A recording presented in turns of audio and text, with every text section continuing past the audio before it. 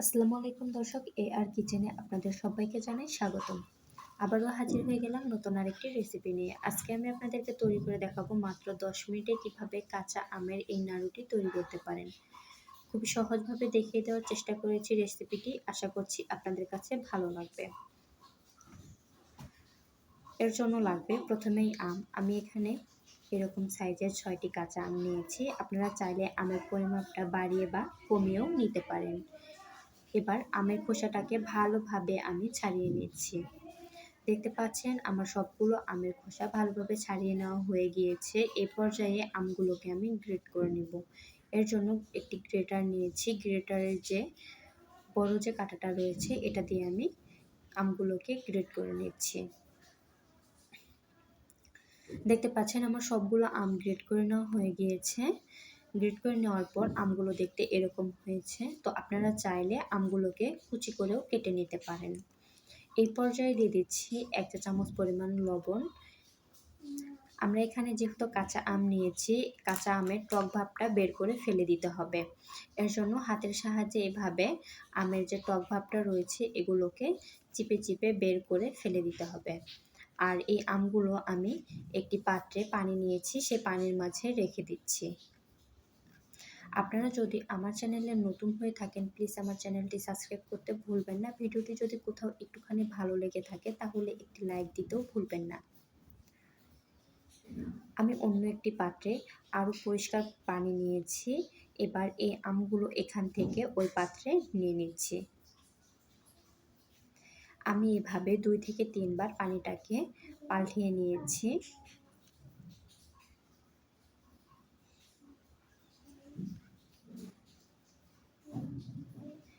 এবার ভালোভাবে পানিটা যেন ঝরে যায় এর জন্য আমি আমগুলোকে একটি পরিষ্কার নেটে নিয়ে নিচ্ছি।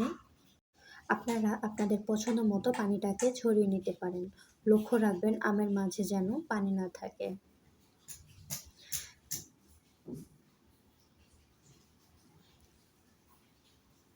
দেখতে পাচ্ছেন আমার সম্পূর্ণ পানিটা ঝরিয়ে নেওয়া হয়ে গিয়েছে।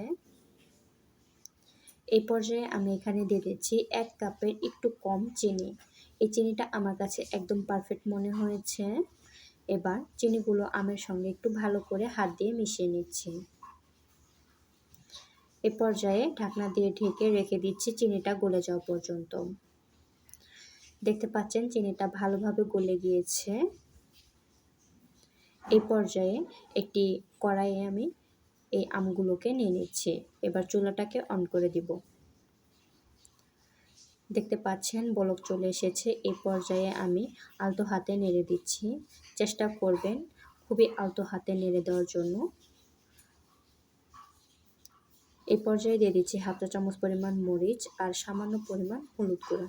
এতে করে সুন্দর একটি কালার আসবে। নাড়ুটা দেখতেও ভীষণ সুন্দর লাগবে।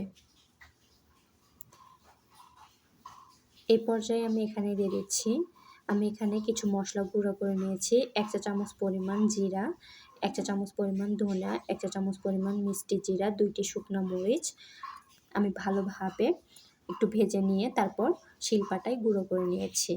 এখান থেকে আমি অর্ধেকটি দিয়ে দিব।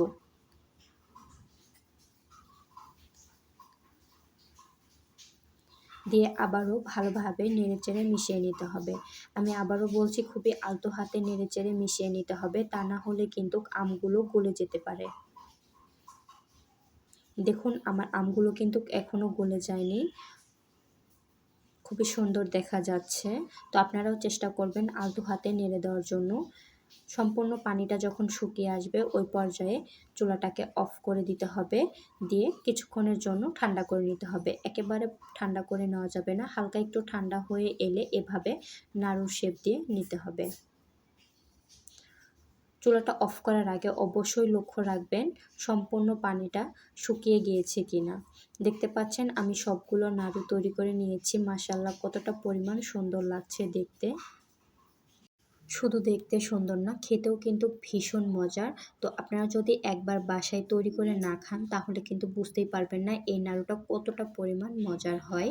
তো আমি আপনাদেরকে এখন একটি নাড়ু ভেঙে দেখিয়ে দিচ্ছি। দেখুন এর ভিতরটাও কতটা পরিমাণ সুন্দর।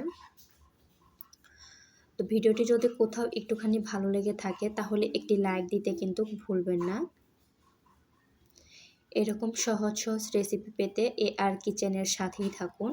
তো আজকের মতো এখানেই বিদায় নিচ্ছি। আবারও দেখা হবে পরবর্তী কোনো রেসিপিতে। এ পর্যন্ত আপনারা সবাই ভালো থাকবেন, সুস্থ থাকবেন। আল্লাহ হাফেজ।